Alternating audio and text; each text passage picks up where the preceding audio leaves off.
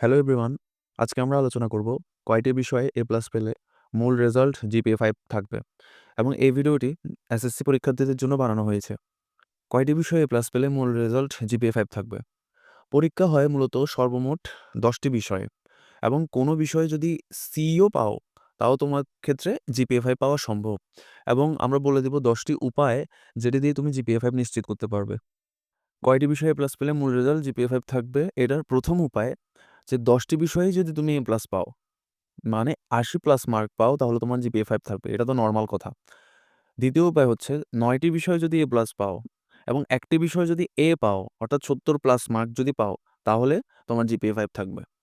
তৃতীয় উপায় ৮টি বিষয়ে এ প্লাস এবং ২টি বিষয়ে যদি এ থাকে তাহলে তোমার জিপিএ 5 থাকবে। চতুর্থ উপায় ৭টি বিষয়ে এ প্লাস ৩টি বিষয়ে এ থাকলে তুমি জিপিএ 5 পাবে। পঞ্চম উপায় ৯টি বিষয়ে এ প্লাস এবং একটি বিষয়ে যদি এ মাইনাসও থাকে তাও তুমি এ প্লাস পাবে। ষষ্ঠ উপায় ৮টি বিষয়ে যদি এ প্লাস এবং ২টি বিষয়ে যদি এ মাইনাস পাও তাহলেও তোমার জিপিএ 5 থাকবে।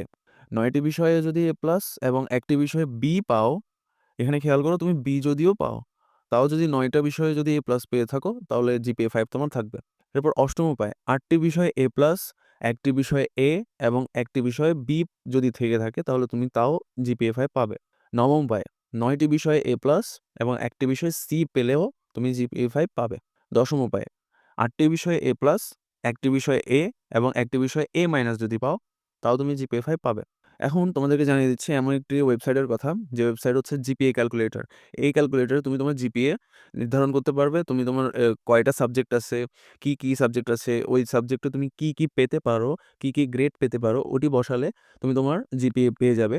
এই সাইটটিতে যখন তোমরা প্রবেশ করবে তখন তোমাদের সামনে এই চিত্রটি ভেসে উঠবে, যেখানে তোমরা বাংলা, ইংলিশ, ম্যাথ, এ ধর্ম, তারপরে তথ্য যোগাযোগ প্রযুক্তি, সমাজ, ফিজিক্স, কেমিস্ট্রি, বায়োলজি এবং কৃষি শিক্ষা, এগুলো তোমরা যদি পরীক্ষার আগে হয়ে থাকে বা পরীক্ষা শেষ করে দিয়ে থাকো তাহলে তোমরা আনুমানিক একটা রেজাল্ট তোমরা দিয়ে দেখবে যে হ্যাঁ, আমার সম্ভাব্য রেজাল্ট এটি।